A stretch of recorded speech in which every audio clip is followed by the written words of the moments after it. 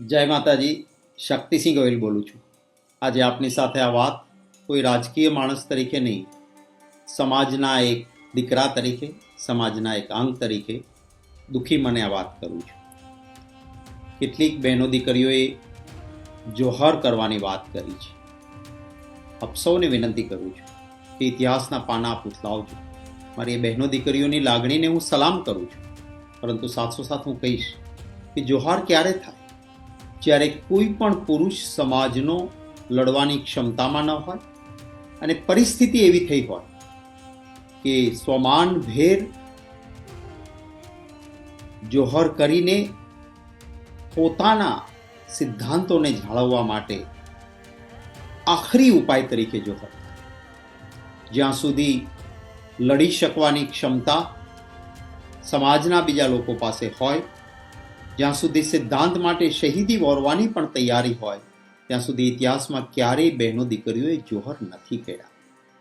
એટલે આ વાત આપણે સૌએ આપણા દિમાગમાંથી કાઢી નાખવી જોઈએ. જોહર કરવાની વાત નહીં કરવી જોઈએ. આપણા શાસ્ત્રોમાં, આપણા ઇતિહાસમાં પણ કહેવાયું છે કે સૌથી મોટું પાપ એ પોતાના જીવને, જે ઈશ્વરની આપેલી, માતાજીની આપેલી એક ભેટ છે, એને છોડવાની વાત એ સૌથી મોટું પાપ છે. હું સમજી શકું છું કે માત્ર ક્ષત્રિયો જ રાજા મહારાજા નહોતા, રાજપૂતો સિવાય પણ જેમણે રાજસત્તાઓ ભોગવી હતી એમાં આદિવાસી સમાજથી લઈને, ઠાકોર સમાજથી લઈને, કોળી જ્ઞાતિથી લઈને, રજપૂત સમાજ હોય, કારડિયા સમાજ હોય, ત્યાં સુધી કે કેટલાક પાટીદારોએ પણ શાસન કર્યું અને એમાંના કોઈએ પણ ક્યારેય અંગ્રેજો સાથે રોટી બેટીનો વ્યવહાર નહોતો કર્યો. જે બોલાયા છે શબ્દો એ આઘાતજનક શબ્દો છે, એના માટેની લડાઈ જરૂર કરીએ, પરંતુ વિનંતી છે કે જોહરની વાત ક્યારેય ન થવી જોઈએ. સવાલ એ અસ્મિતાનો, સ્વાભિમાનનો સવાલ છે. એક વ્યક્તિના બોલાયેલા શબ્દો સામેનો હોય, એમના સામેનો રોષ હોય, અને આટલા દિવસો સુધી એક જવાબદાર રાજકીય પક્ષે તાત્કાલિક નિર્ણય કરી લીધો હોત તો કદાચ આ પરિસ્થિતિ પણ ન થઈ હોત. પરંતુ એ પક્ષે પણ નિર્ણય નહીં કરીને પરિસ્થિતિને વધુ વણસાવી છે. પરંતુ હું સૌને સંયમ રાખવા કહીશ.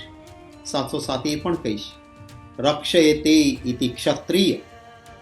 ક્ષત્રિય કોમવાદી નહીં, સિદ્ધાંતવાદી રહ્યા છે.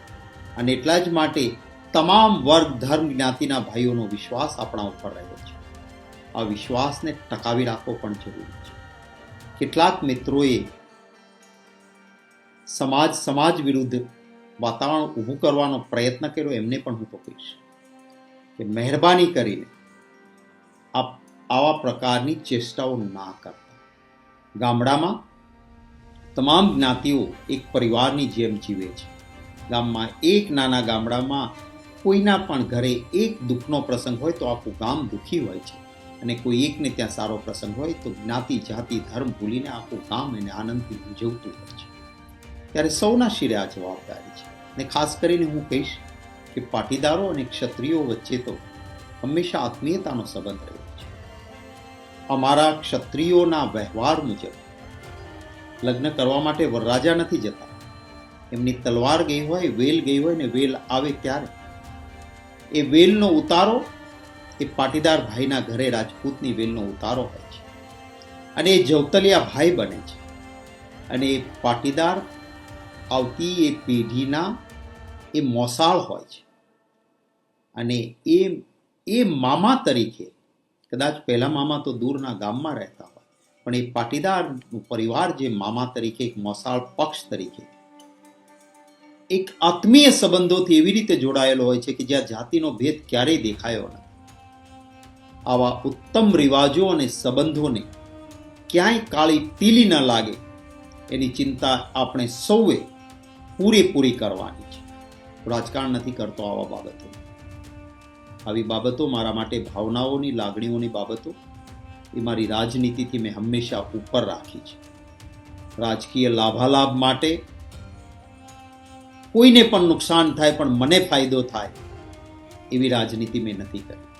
ને એટલા માટે બે હાથ જોડીને વિનંતી કરું છું મારી બહેનો દીકરીઓને કે આપ જોહરની વાત ન કરતા, કારણ કે આપણા સંસ્કૃતિમાં, આપણા રિવાજોમાં જોહરનું સ્ટેજ છે તો ત્યારે જ આવે કે જ્યારે સંપૂર્ણપણે બધા જ દરવાજાઓ બંધ થાય ને એક પણ પુરુષ લડવા માટે જીવંત ન રહ્યો હોય, ત્યારે પોતાના અસ્મિતાના, પોતાના શિયળના બચાવવા માટે અંતિમ પગલું એ અંતિમ સ્થિતિમાં જ વિચારાય એવું છે.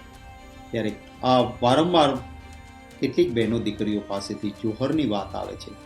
એટલા માટે ભારે મન સાથે આ વિડીયો આપની સાથે શેર કરું છું. લોકશાહી છે, લોકશાહીમાં આપણી વાત લોકશાહી ઢબે આપણે રાખીએ અને જરૂર એક સમાજને, તમામ સમાજને, કારણ કે મેં કહ્યું એમ કે રાજા મહારાજાઓમાં ઉત્તમ રાજવીઓ પણ થયા. આજે પણ આપણે રામ રાજ્યની કલ્પના કરીએ છીએ. જે શબ્દો બોલાયા છે એનાથી બધાને જ દુઃખ થયું છે. માત્ર રાજપૂતોને નહીં, તમામ વર્ગને નુકસાની, માનસિક રીતે, શારીરિક રીતે, આત્મના અંદર રુદન થઈ જાય એવા પ્રકારના શબ્દો. કારણ કે જે વસ્તુ થઈ નથી, રેટી બેટી ક્યારેય અંગ્રેજો સાથે વ્યવહાર નથી. આ થયું છે, હકીકત છે. પરંતુ એના માટે સંયમપૂર્વક લોકશાહી ઢબે આપણી વાત રાખીએ અને કોઈ પણ એવું અંતિમ કૃત્ય ન લેવાય એ માટે બે હાથ જોડીને વિનંતી કરું છું. હું આભાર માનીશ.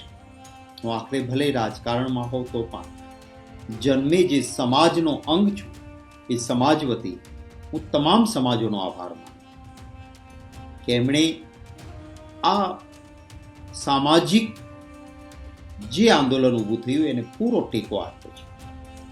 પક્ષાપક્ષીથી, ભેદભાવથી, જ્ઞાતિથી ઉપર ઉઠી, ચાહે માલધારી સમાજ હશે, ચાહે આદિવાસી સમાજ હશે, ચાહે પાટીદાર સમાજ છે, ચાહે દલિત સમાજ છે, 18 વર્ણ જેને આપણે કહેતા હોય છે, તમામ જ્ઞાતિ વર્ગ ધર્મના ભાઈઓ, કારણ કે જે બોલાયા છે એ શબ્દો આપણા દેશની સંસ્કૃતિ, આપણા દેશના, એ આપણા પૂર્વજોના તમામનું અપમાન થયું છે. ત્યારે સૌએ ટેકો આપ્યો છે.